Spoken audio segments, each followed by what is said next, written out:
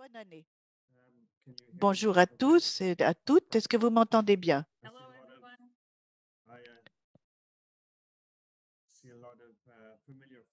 Je vois des visages connus. Nous allons commencer 2023 avec énergie. Lors de la dernière session, nous avions exploré nos programmes de durabilité et maintenant l'objectif est de les amener de nous amener à définir des objectifs précis dans le cadre de notre travail que nous avons déjà accompli. Donc, tout d'abord, nous allons nous mettre d'accord sur les objectifs et la mise en œuvre du plan de durabilité. Si vous êtes nouveau, je vous présente mes collègues. Nous avons donc la fabuleuse Amy Monroe et également Isaac Murray. Et merci beaucoup de venir parmi nous. Merci de prendre ce temps et avec l'équipe de l'ACNO, nous allons prendre les choses en main et travailler de manière efficace avec ces quatre collaborateurs qui sont là. La question est de savoir comment nous pouvons vous aider, comment nous pouvons aider votre association nationale pour que vous puissiez vous aligner sur les principes des Nations unies pour l'action climatique dans le sport. Ce sont là ces principes qui vont nous guider et qui vont nous permettre de nous adresser, de traiter cette question de manière approfondie au fur et à mesure que nous avancerons dans notre programme. Qu'est-ce qu'un plan de durabilité? C'est une feuille de route qui devrait comporter tous les objectifs principaux et qu'il faudrait donc appliquer pour parvenir aux résultats désirés au mieux de vos ressources, au mieux de ceux qui vous entourent, au mieux de tous les acteurs impliqués. Et c'est très important pour vous de tenir compte de cela dans votre programme. Ce qui est très important aussi, c'est de connaître le point de départ. Le point de départ sera adaptable et changera selon les situations au fur et à mesure que le temps avance. La série que nous allons avoir maintenant, c'est la série de la boîte à outils, le toolbox, qui doit nous permettre de mettre en œuvre le pacte de durabilité. D'où ça vient? D'où vient cette boîte à outils? Bonjour à tous. Oui, si vous êtes nouveau dans cette série, je voudrais vous parler de www durabilité ou sustainability toolbox et vous pouvez aller voir ce que c'est, mais en tout cas, c'est un réseau qui doit permettre de faire en sorte que la durabilité soit accessible pour les organisations. Il y a toute une série de guides pratiques, de modèles, et nous allons suivre ce processus pas à pas. C'est disponible sur notre plateforme qui est fondée sur Ethos et tout le monde est gagnant. Et la communauté qui crée et utilise et fait avancer ce toolbox, c'est Ethos, qui est maintenant disponible en anglais, français, espagnol. Et nous allons, bien sûr, vous demander de vous enregistrer et de le télécharger. Comme je vous l'ai dit, c'est mis gratuitement à votre disposition. Voici les documents que vous trouverez dans la boîte à outils. Vous voyez en orange les pas numéro 5 et pas numéro 6, comment fixer des objectifs et comment planifier et mettre en œuvre.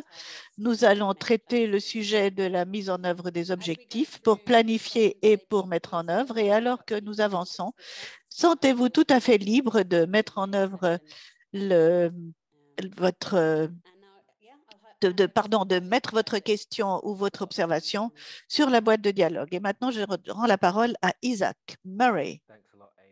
Merci, Amy. bonne année à tout le monde. J'espère que vous avez eu une belle fête et aussi un congé reposant et rassérénant. Donc, je reviens à la période du mois de décembre. Nous avions engagé les parties prenantes pour qu'ils considèrent l'impact et pour qu'ils puissent réagir à l'impact. Aujourd'hui, nous allons nous concentrer sur les objectifs que nous voulons nous fixer et sur la manière de les atteindre en nous préparant et en alignant les objectifs aux principes et aux normes des Nations unies pour être sûr que nos objectifs soient vraiment atteignables. Alors, comment avancer vers la phase ou le pas numéro 5? Il faut établir des objectifs. Ce sont des objectifs tangibles qui marqueront le succès de votre programme de durabilité.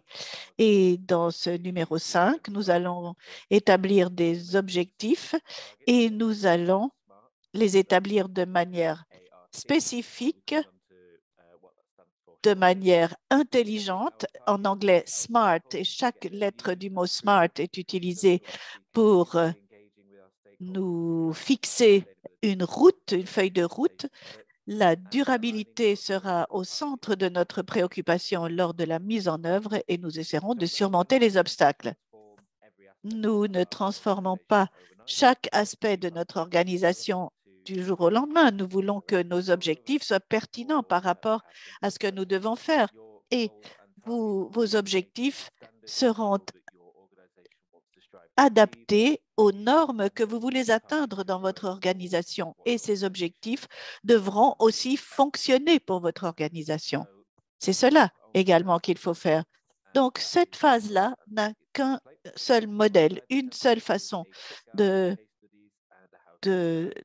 travailler, c'est-à-dire établir les objectifs et voir comment les ressources du manuel ont été utilisées pour fixer les objectifs. Si vous n'avez pas encore été sur notre site Internet, faites-le maintenant. Téléchargez tout ceci et vous verrez les outils qui sont à votre disposition.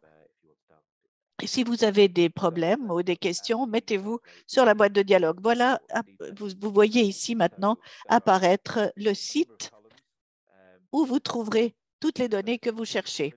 Alors, il y a plusieurs colonnes dans ce modèle. D'abord, les principes pour établir ce que vous voulez.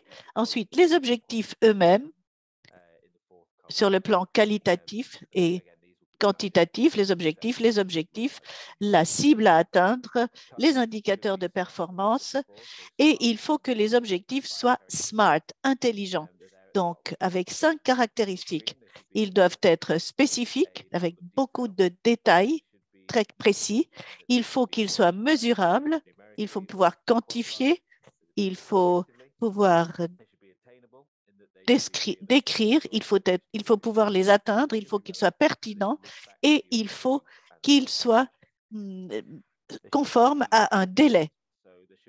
Il faut qu'il y ait une date butoir pour que la mise en œuvre se fasse. Sinon, vous n'allez jamais en finir. Il faut donc fixer votre action dans le temps. Les indicateurs clés de performance, les KPI, sont très importants parce qu'ils vont vous permettre de définir si votre objectif est vraiment pertinent et s'il est conforme à vos normes, à vos exigences juridiques et à ce que vous voulez vraiment, ce que vous cherchez. Vos objectifs créent une référence ensuite et chacun de vos objectifs va viser à parvenir à atteindre l'un des objectifs ou plusieurs objectifs en même temps. Et il y a aussi une colonne à la fin du modèle pour que vous puissiez évaluer votre action. Donc, voici les 5 étoiles, les objectifs des principes des Nations unies, l'UNFCCC, c'est toujours difficile à prononcé, UNFCCC, et ces principes, ce sont donc les principes des Nations Unies. Les objectifs et les cibles doivent soutenir le changement systémique dans votre organisation et doivent ensuite avoir des conséquences ultérieures.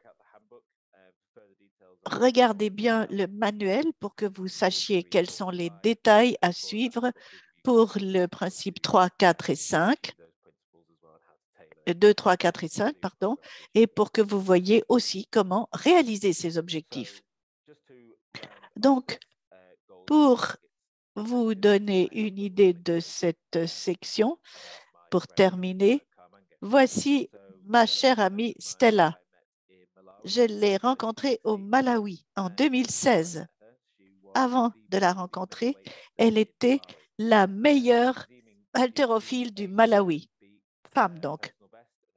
Elle a battu son propre record, elle a rebattu son propre record et elle est du coup devenue la meilleure du pays. Elle a fait partie de l'équipe qui devait partir à Rio. Malheureusement, elle n'a pas pu partir pour d'autres circonstances. Mais Stella, c'est une Olympienne parce qu'elle était guidée par l'idée d'être la meilleure du monde. Mais en ce faisant, elle est devenue la meilleure pour elle-même. Donc, quand je vous parle d'objectifs et de cibles, il ne s'agit pas d'un record du monde. Il s'agit de mon objectif, notre objectif. Si nous ne cherchons pas à aller plus loin, nous ne serons pas efficaces. Donc, il faut que vous vous souveniez de Stella. Elle a voulu être la meilleure du monde. Elle est devenue la meilleure pour elle.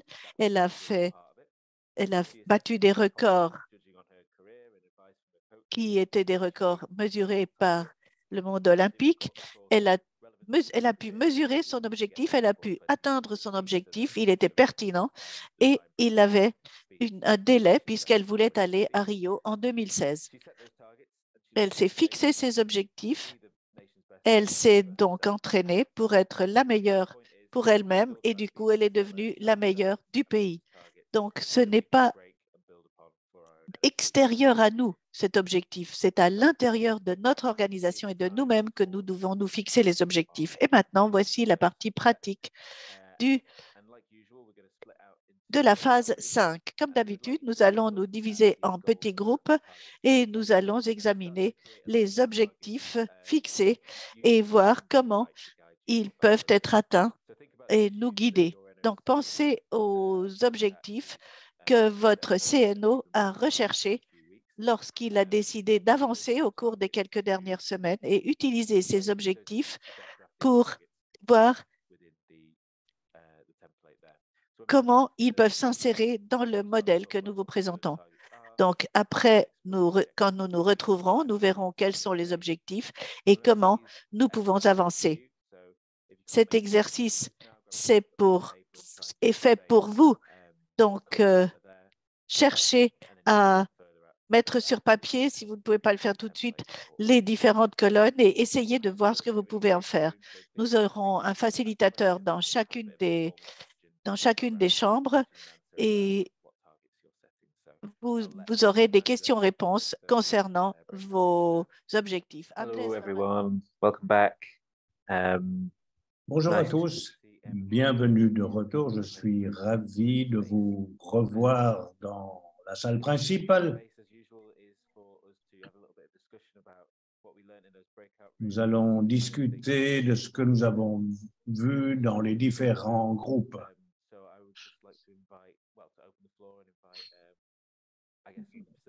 J'offre la parole à qui voudra bien la prendre dans la mesure où vous avez des points intéressants à soulever, qui sont le fruit de vos discussions dans les différents groupes, puisque nous avons discuté des différents engagements pouvant être pris. Est-ce que quelqu'un souhaite prendre la parole?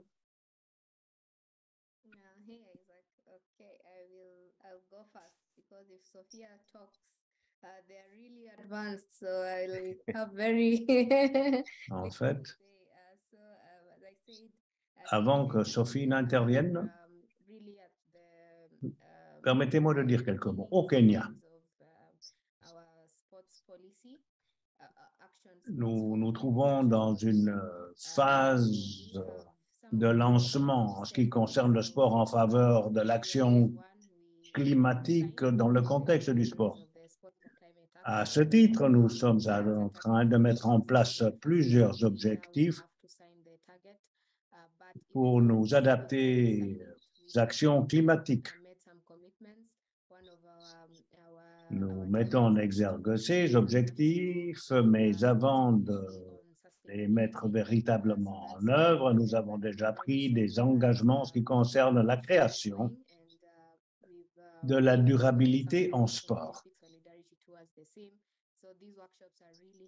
Et voilà ce que nous nous proposons de faire grâce au financement de la solidarité olympique. Et tout ceci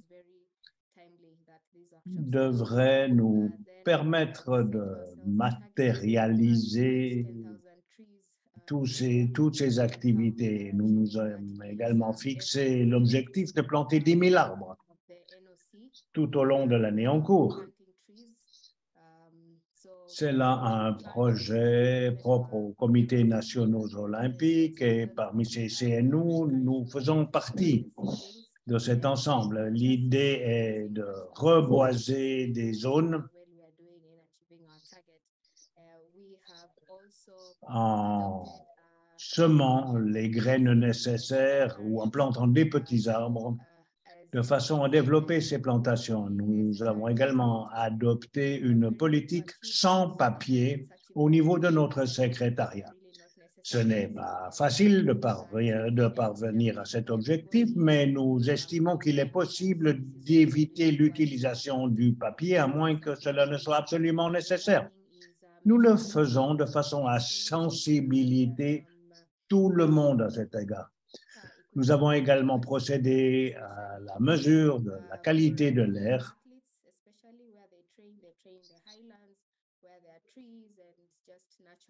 Ces mesures sont importantes, notamment sur les zones d'entraînement sportif et dans des zones de forêt, ainsi que dans le patrimoine végétal. Il est important de garantir une bonne qualité de l'air. Merci beaucoup de votre attention. Merci, Suzanne.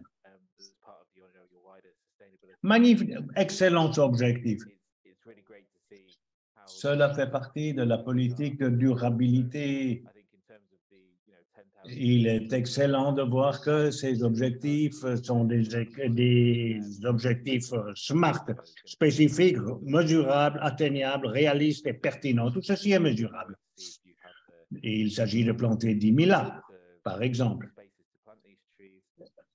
Il s'agit également de disposer des espaces nécessaires devant être reboisés. Tout ceci est bon pour améliorer la qualité de l'air et pour réduire les émissions de carbone. Tout ceci est extrêmement pertinent et réaliste. Et les CNO sont d'ores et déjà fixés ces objectifs-là.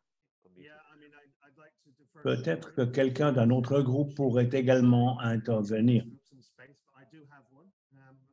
Ingrid?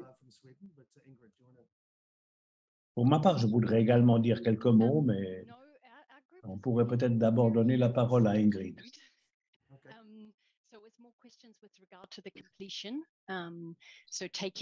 Au niveau de notre groupe, nous nous sommes posé des questions relatives à l'exécution ou à la mise en œuvre.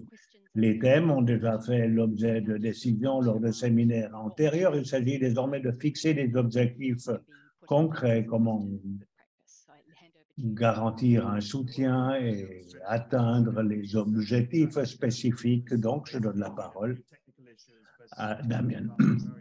Tout ceci a été parfait. Nous avons bien sûr rencontré quelques petits problèmes techniques, mais dans l'ensemble, je dois dire que cet espace a été parfait. Et à partir de la Suède, vous pourrez peut-être nous dire ce que vous faites. Oui, tout à fait. Eh bien, nous en sommes aux premières mesures de COD de façon à avoir une valeur de référence en ce qui concerne les objectifs des Nations Unies. Nous avons des objectifs de durabilité économique dont le principal est de faire en sorte que les 75% de nos coûts doivent porter sur le développement des athlètes et préparer les compétitions. En d'autres termes, les frais administratifs ne devraient pas dépasser 25%. Si nous atteignons cet objectif, eh bien, il nous faut justifier également cette répartition. Nous sommes une organisation sans but lucratif. Nos membres, à savoir les fédérations, régissent nos activités. Et l'objectif est donc d'aider les sportifs. Comme vous le savez, les différentes organisations ont des objectifs, des frais administratifs différents selon leur dimension, leur taille, et selon le pays. La question qui se pose, c'est de voir comment nous préparer pour réduire de 50% les émissions jusqu'à 2030. Le défi concerne notamment les Jeux olympiques, mais également les époques entre les Jeux. Donc, tout ceci complique une comparaison annuelle. Je ne sais pas si l'on peut parler de tonnes ou d'euros ou de couronnes de façon à nous comparer les uns avec les autres. Peut-être qu'ainsi, nous pourrons trouver d'excellents exemples. Voilà donc le sujet dont nous avons discuté dans notre groupe. Damien. Oui, voilà un problème pour tout le monde. En effet, au niveau des sports, nous ne sommes pas comme par exemple des entreprises avec une évolution cyclique ou linéaire. Non. En sport, nous avons des phases différentes. Nous avons différentes catégories annuelles. Nous avons des phases de préparation, d'opération, d'exécution. Donc, nous avons des personnes employées. Or, il est difficile de comparer les choses. Nous avons toutes ces personnes qui viennent au stade et il est difficile de faire des comparaisons entre un CNO et un autre CNO. Nous avons également parlé du financement, du développement des athlètes et bien entendu, ce financement doit être distribué avec équité, en respectant les genres, les groupes, etc. Les objectifs dans ce contexte sont nombreux. Merci beaucoup pour cette intervention. Nous allons poursuivre. Merci de ces commentaires qui se sont avérés extrêmement utiles. Nous avons également le calcul des émissions de carbone et Carlos. Bueno, attendons donc la séance de questions-réponses qui nous aurons tout à l'heure. Changeons de chapitre. Ici, il s'agit de planifier et de maintenir la situation plus large. Ici, il s'agit de voir les possibilités et de prendre des mesures irrelatives. Le Canada, ainsi, a mis en place un dispositif sur une bicyclette qui a franchi plusieurs kilomètres avant de participer au JO. À partir de là, on a pu établir un cadre plus vaste en décidant où prendre un virage ou agir.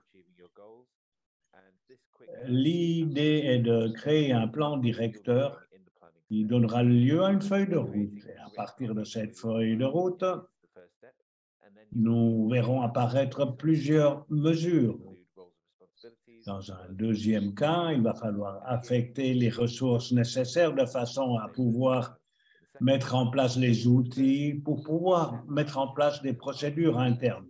troisième phase, la troisième mesure, qui fait partie de cette étape. Il s'agit d'appliquer le plan de durabilité que nous souhaitons tous. Donc, le moment est venu d'expliquer les initiatives dans ce contexte. Et c'est là où interviennent les organisations ou les parties intéressées. Et c'est là également où on lancera des communications quant à la façon de développer le plan. Et cette communication sera établie avec les groupes d'intérêt et toutes les parties prenantes. La sixième phase,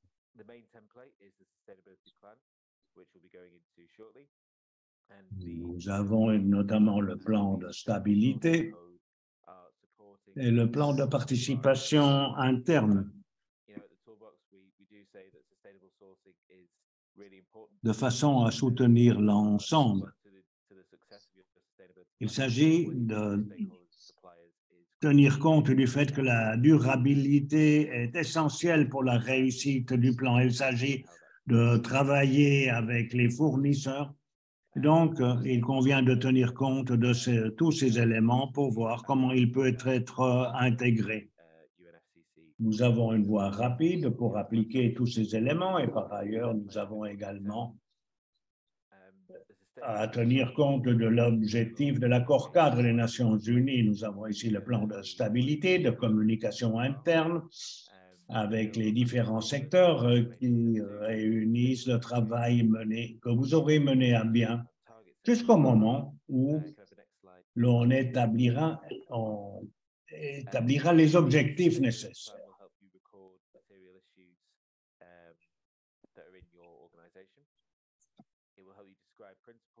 Il s'agit de décrire les objectifs et les principes pour parvenir aux objectifs voulus. Il s'agit de définir les responsabilités.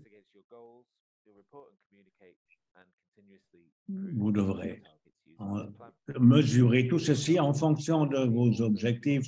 Ceci vous aidera à mesurer les progrès que vous aurez réalisés et cela vous permettra également de communiquer avec vos investisseurs, vos parties prenantes et les auditeurs externes qui peuvent vous donner des certifications. Cela vous permet de mesurer le processus de sélection. Vous aurez également des spécifications de conformité de façon à voir si tout ceci est en accord avec votre plan de durabilité ou non. Aujourd'hui, nous allons voir les éléments pratiques, mais avant de ce faire, je vous propose de prendre brièvement note des principaux points du CIO qui sont flexibles et doivent être utilisés en même temps que les ressources. Les actifs disponibles au CIO sont extrêmement utiles pour le CNO. Ce sont des directives de base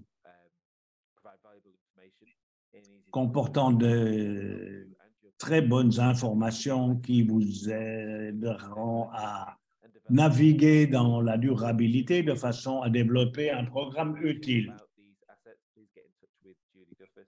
Vous pouvez obtenir davantage d'informations auprès de la directrice de la durabilité au CIO, qui a énormément de documentation et d'informations à fournir.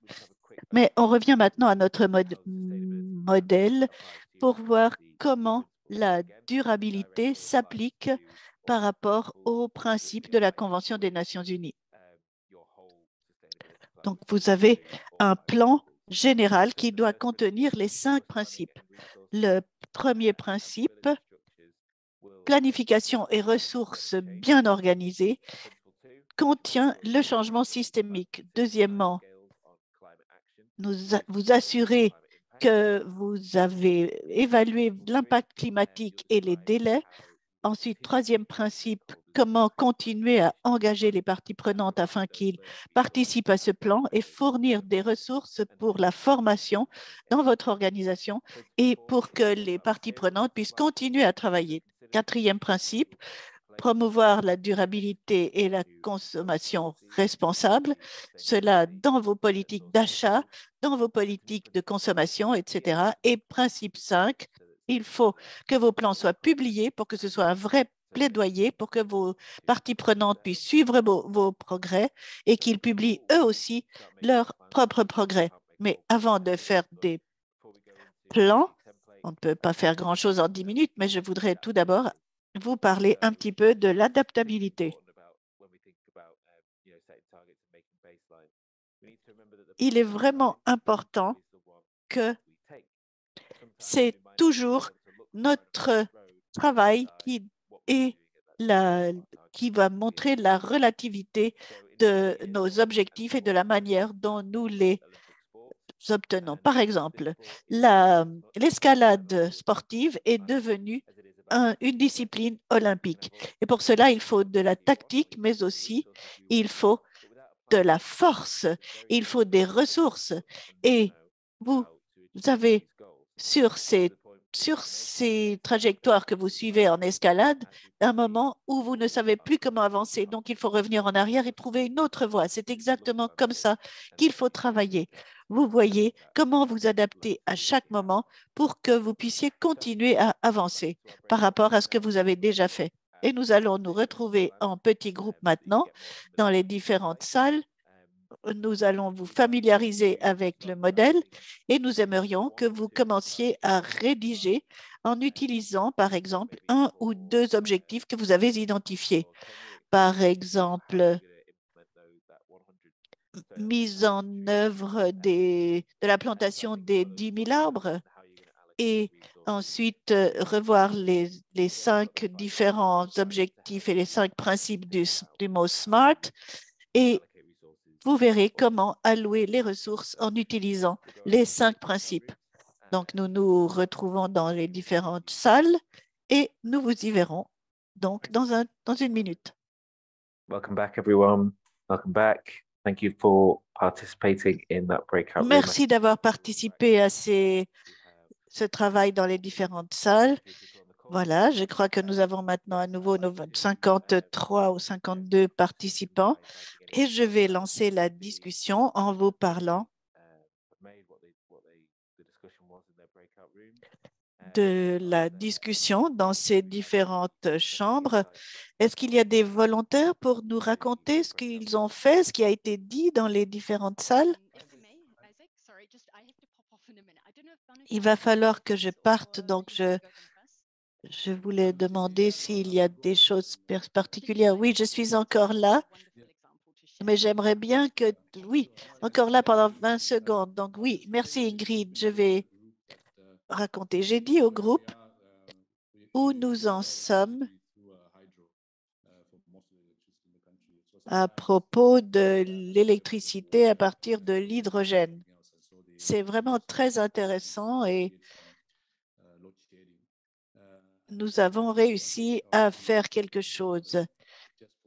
Nous n'avions pas d'électricité, on ne pouvait pas communiquer. Donc, pour contourner ce problème, nous avons décidé d'installer des panneaux solaires connectés à des batteries solaires pour que, en cas de coupure d'électricité, on puisse continuer à communiquer et à travailler, qu'on ne souffre pas et que le personnel puisse continuer à s'occuper des athlètes, etc. Donc, vraiment, c'est quelque chose de très intéressant et ça a changé notre vie quotidienne. On aimerait bien continuer à s'engager dans ce type d'action.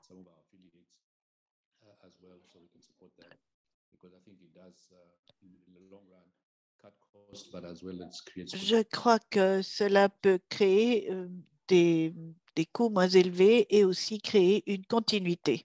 Merci. Merci Boniface. Merci aussi de nous avoir donné ce témoignage très intéressant. Nous allons dire au revoir à Ingrid Et je vois que nous avons un retard de 10 minutes. Donc, nous reviendrons auprès de vous lors de la séance questions-réponses. Mais nous avons maintenant notre anecdote pour le plan de durabilité et je vais donner la parole à Fahad qui va nous raconter ce qu'il fait au Qatar et qui va lancer ensuite une discussion. Fahad, merci beaucoup, Isaac. Est-ce que je peux moi-même contrôler les images? Non, d'accord. Donc, merci beaucoup de me permettre de partager avec vous en me fondant sur la séance précédente qui était très intéressante et qui nous a beaucoup enrichi nos conséquences, permettant aux fédérations nationales de mieux comprendre de quoi il s'agit et permettant également à faire un vrai plaidoyer. Donc, merci beaucoup pour cette philosophie qui va nous guider à l'avenir. Je voudrais partager avec vous le projet et les initiatives que nous avons lancées chez nous. Et je vais commencer par l'introduction et la stratégie. La durabilité, pour nous, c'est une chose qui a commencé comme une vision de notre organisation. Et nous avons réussi à avancer pour nous consacrer à certains stades et pour développer les meilleures pratiques. Mais l'objectif définitif était de parvenir à une vraie durabilité, une culture de la durabilité et également une gouvernance durable. Donc, ce dont je vais vous parler, c'est le plan stratégique de la communauté olympique. C'est une stratégie à long terme et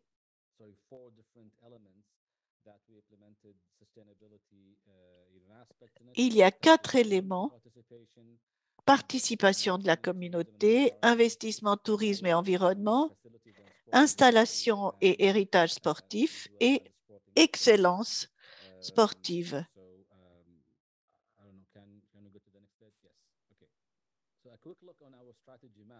Donc, un petit regard à notre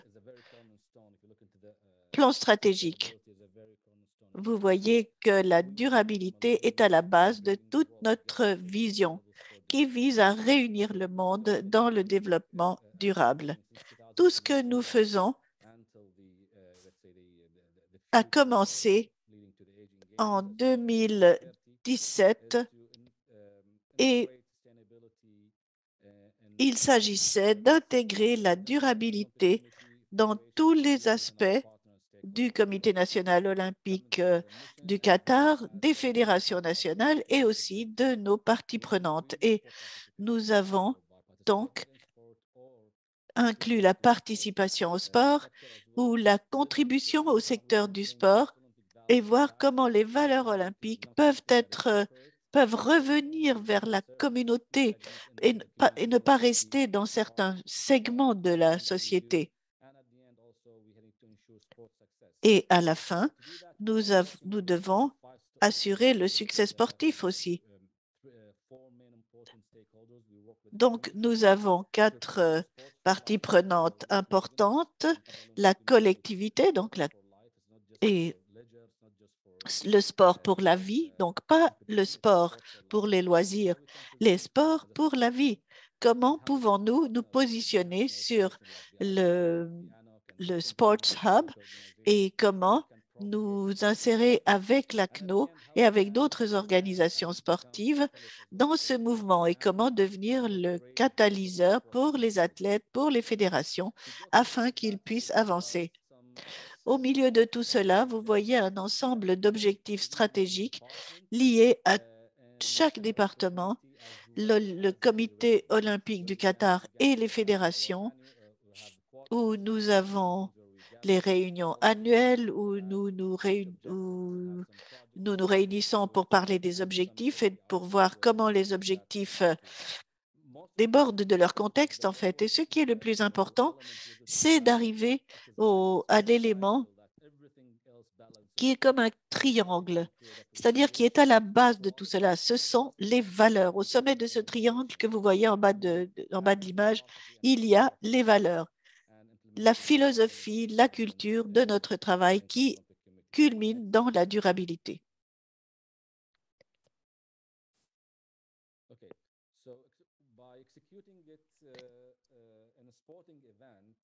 En organisant un événement sportif, nous avons obtenu le certificat ISO. Le 121, et nous avons créé une nouvelle fonction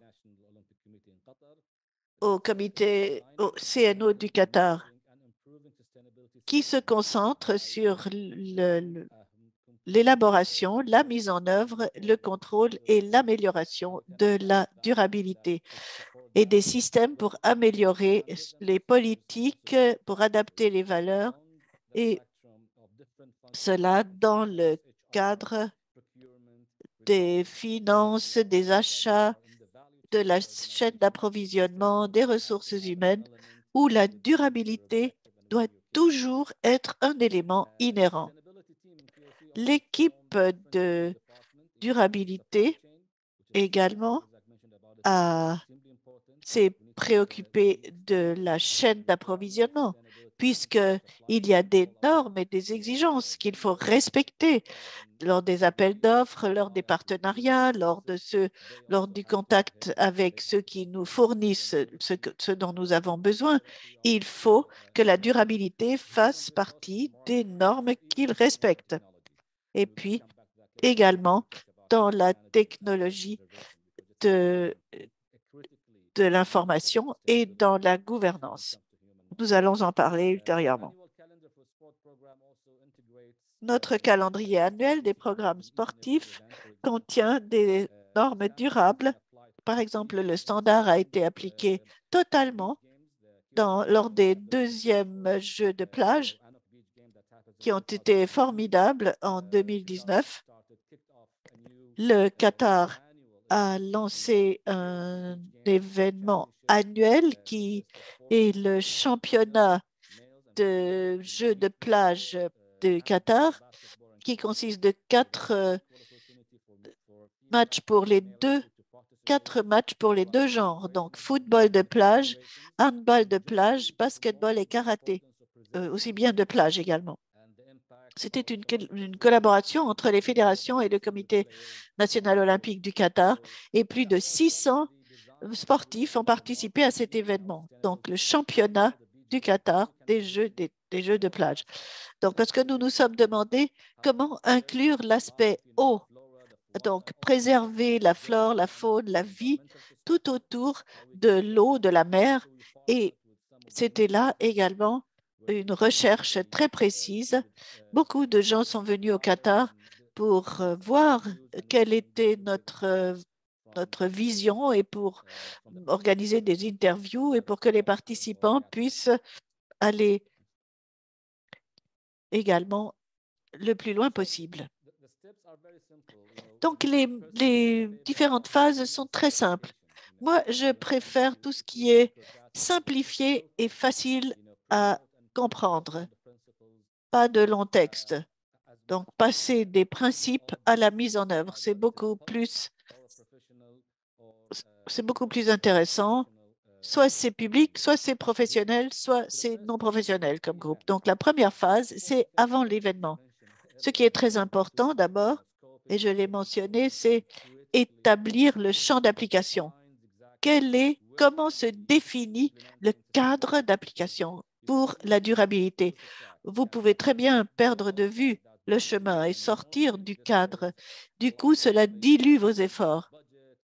Cela coûte beaucoup trop cher, c'est trop complexe, etc. Donc, fixer le cadre et le champ d'application de cet événement, définir les objectifs, fixer les indicateurs clés et développer les mécanismes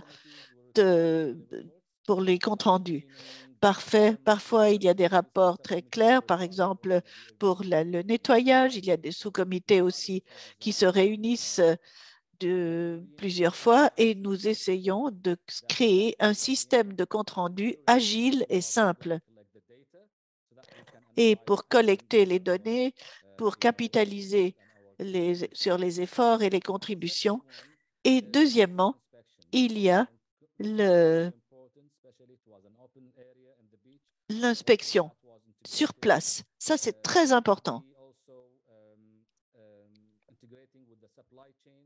Nous avons intégré cela dans la chaîne d'approvisionnement, dans les obligations des sponsors pour la durabilité. Il fallait qu'ils respectent les standards et il fallait qu'ils nous rendent compte de ce qu'ils ont fait. Ensuite, utiliser du matériel des événements précédents, comme par exemple les drapeaux, comme tous les produits dérivés qui sont vendus aux spectateurs.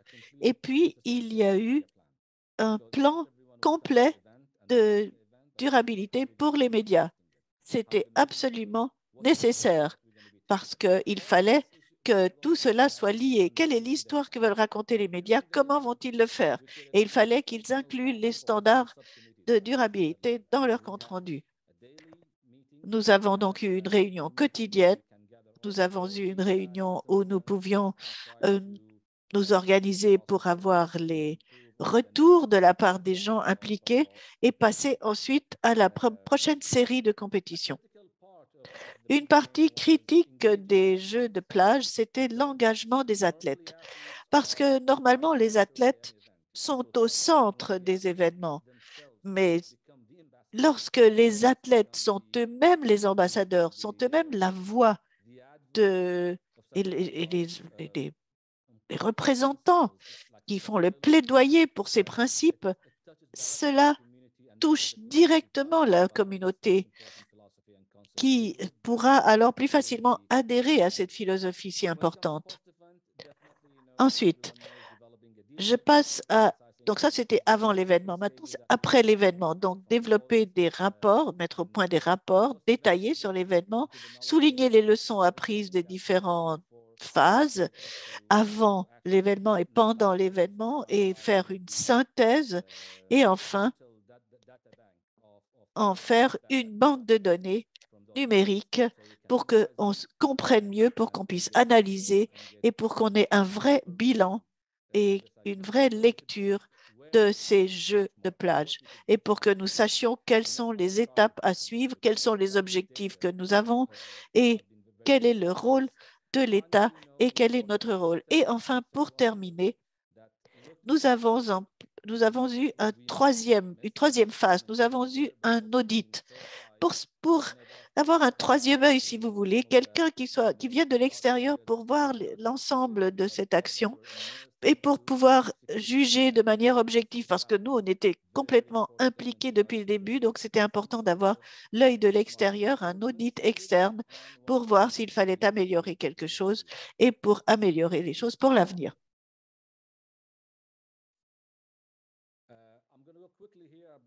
Nous allons voir rapidement la participation communautaire, les deux objectifs que nous nous sommes fixés montrent comment nous pouvons diffuser le sport, la culture et un mode de vie sain. À plus long terme, il ne s'agit pas uniquement d'une manifestation telle que les Jeux de plage, il s'agit du calendrier, du travail quotidien.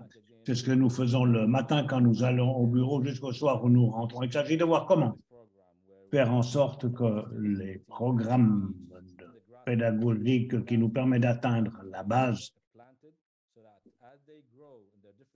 au fur et à mesure où les participants y participent, il s'agit de voir comment améliorer le contenu, comment continuer à communiquer avec le public et avec le secteur professionnel sur ces points importants. Le Qatar a été le premier pays du monde à organiser la deuxième semaine des vacances payées. Personne n'a dû aller travailler, a pu participer aux activités sportives. Ceci a été une plateforme dorée pour nous, qui nous a permis de promouvoir les aspects de durabilité. participer en sport en soi est une initiative durable si vous le faites en tant que personne, avant de le faire au niveau du public ou de la communauté. Ceci couvre la première partie de nos objectifs, participation communautaire. Voyons le deuxième. Lorsque nous prenons les outils d'investissement et l'environnement, nous nous sommes concentrés sur l'environnement de façon à obtenir un environnement plus durable. Nous avons pris des sports qui ne portent pas atteinte à l'environnement, tels que la course, la varap. Nous avons 3 ou 4 endroits au Qatar où les jeunes gens et filles peuvent participer. Cela vaut pour le surf, le cyclisme et le kayak. Nous avons tenu compte de la nature géographique du Qatar et avons utilisé l'eau dans toute la mesure du possible. Donc, nous avons insisté pour que ces personnes évitent de porter atteinte à l'environnement. Les contrats des fournisseurs, je les ai déjà mentionnés.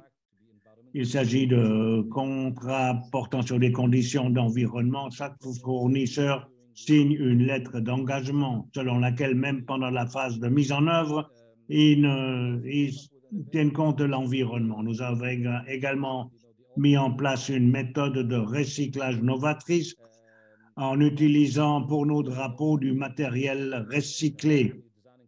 Cela vaut également pour nos objectifs de marketing. Tous les drapeaux flottants dans les rues ont été utilisés, ont été mis en place grâce à des vieux sacs ou des vieux matériaux jetés.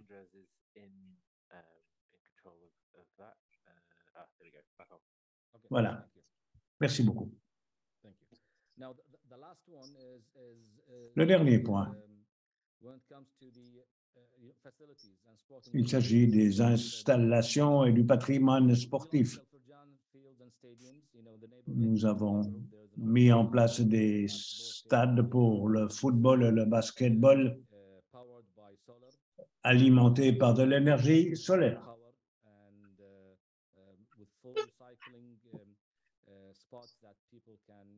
Il s'agit de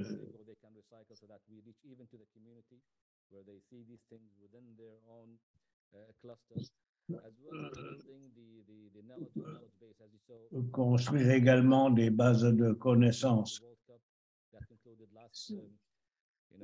notamment lors de la Coupe du monde de football. Tout au long de l'année dernière, nous avons pu constater les nombreuses initiatives qui découlent de ce plan directeur. Nous allons bien entendu utiliser toutes ces installations en vue des compétitions féminines prévues pour 2030. Bon. Voilà ce qui a suscité le plus d'intérêt. Il s'agit de créer un environnement durable pour les athlètes. Bien entendu, tout le monde parle de sport aujourd'hui. On ne parle pas de vision de durabilité au niveau des athlètes, mais sans les athlètes, le cercle ne pourrait pas être fermé. Voici qui explique les choses beaucoup plus clairement. Ici, vous avez un projet triannuel qui est mis en place avec l'Académie Aspire, que vous connaissez sans doute. Cette académie développe un cadre propriétaire pour le Qatar de façon à garantir le développement des athlètes dans les différentes étapes. Il s'agit de voir la qualité, la participation active, le développement de talent, l'excellence des résultats et le maintien, ainsi que les retraites et la vie active après les compétitions des athlètes. C'est là un cadre qui a été mis en place avec 6 fédérations pour commencer. Plus tard, ce cadre devrait couvrir toutes les fédérations du Qatar. Aboutant aux Jeux asiatiques de 2030, lorsque tout ceci aboutira dans un ensemble. Les différentes fédérations suivront donc les différentes phases de ce cadre. Voici quelques instantanés des Jeux de plage. Ici, vous avez les athlètes féminines.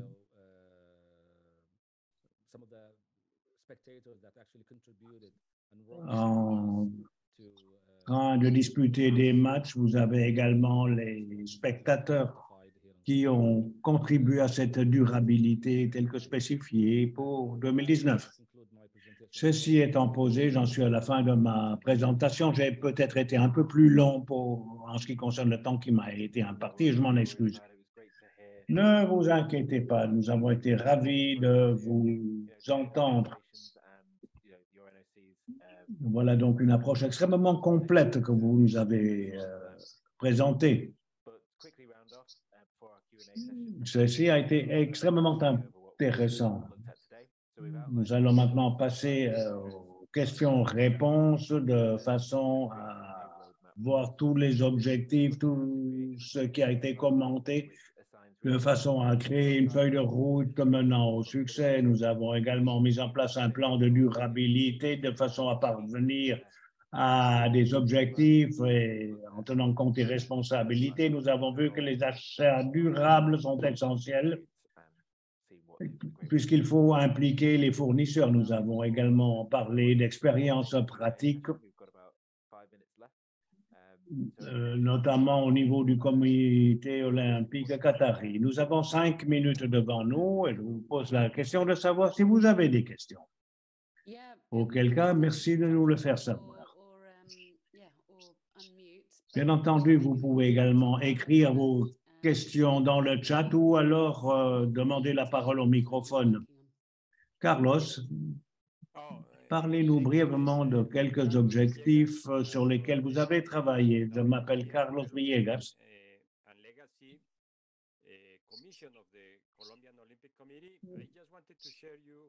Je suis membre de la commission de la durabilité du CNO de Colombie. Je voudrais vous faire part d'un objectif que nous nous sommes fixés pour l'année en cours. En Colombie, tous les 4 ans, nous célébrons des Jeux nationaux et des paranationaux. L'un des objectifs que nous nous sommes fixés pour l'année en cours, c'est de concevoir une procédure permettant d'éliminer l'utilisation de bouteilles en plastique et de serviettes en papier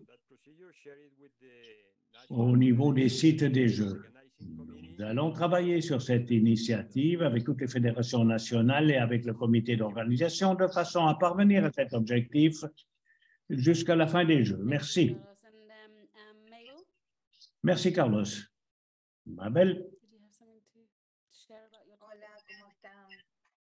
Bonjour. Merci de me donner la parole. Merci de cette excellente présentation. Je voudrais poser une question, si vous me le permettez. Si j'ai bien compris, lorsque vous avez présenté votre programme, vous avez dit que les ONG également ont participé à votre programme. Ma question est la suivante. Combien d'ONG ont participé à votre programme ou vont bientôt souscrire à ce programme? Combien d'ONG? Merci beaucoup. Lors des Jeux de plage, nous avions une seule ONG en 2019. Ceci étant, actuellement, nous travaillons avec notre département du partenariat de façon à couvrir davantage d'ONG locales et internationales. Mais lors des Jeux de plage de 2019, nous n'avions qu'une seule ONG, mais extrêmement puissante et très utile également.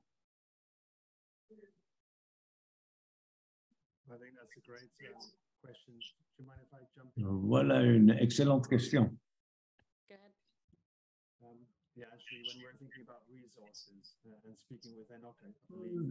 Nous avons également le CNO de Gambie. Nous avons parlé de ressources, de matériel, mais bien entendu, les ressources humaines sont également extrêmement utiles. Je ne sais pas si quelqu'un de l'Islande ou de la CNOC voudrait intervenir. Oh, yes. That was a nice conversation. I don't know if I'm audible. All right, perfect. Resources are also a challenge that we have here in Oui. Zambia. And the one way that we are Les ressources dont nous disposons dans notre pays,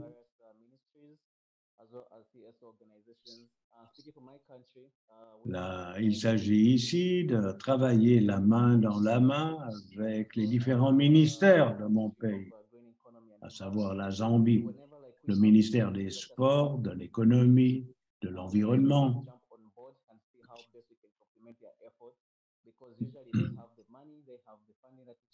Normalement, ce sont eux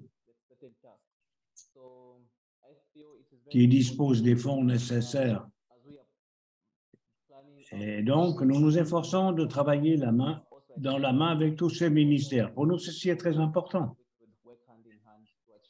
puisque lorsqu'il s'agit d'établir des plans, nous nous adressons à ces ministères de façon à fixer les objectifs en pleine collaboration. Merci à la Zambie. Yeah, I think partnerships are so critical because often we're working on this. Tout à fait, les partenariats sont tout à fait importants.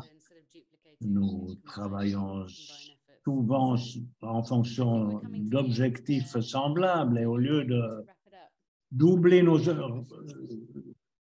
les efforts, il faut les combiner. Je crois que nous en sommes ainsi à la fin de la réunion. Je vous remercie de vos questions. Nous manquons chaque fois de temps, mais le contenu est tellement riche, tellement varié, tellement important, à tel point que je suis impressionné par le travail mené à bien.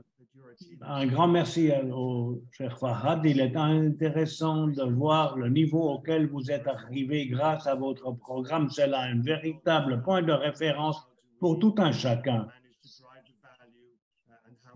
Bon, ceci pose l'éternelle question, à savoir comment faire pour partager ces excellentes leçons au niveau de l'ensemble de la CNO. Notre prochain rendez-vous est fixé au 15 février. Nous allons voir comment récupérer les informations et les données, comment procéder au calcul correspondant. Ce sont là de nombreux sujets dont nous allons traiter dans ce contexte-là. En attendant,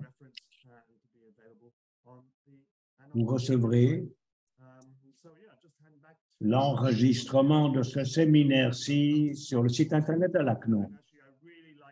Ceci étant, je donne la parole à Andrés qui va clore cette réunion. Je vous remercie beaucoup de votre excellente participation et je vous souhaite une excellente marche, une excellente course sur la plage selon ce que vous comptez faire cet après-midi. Merci beaucoup.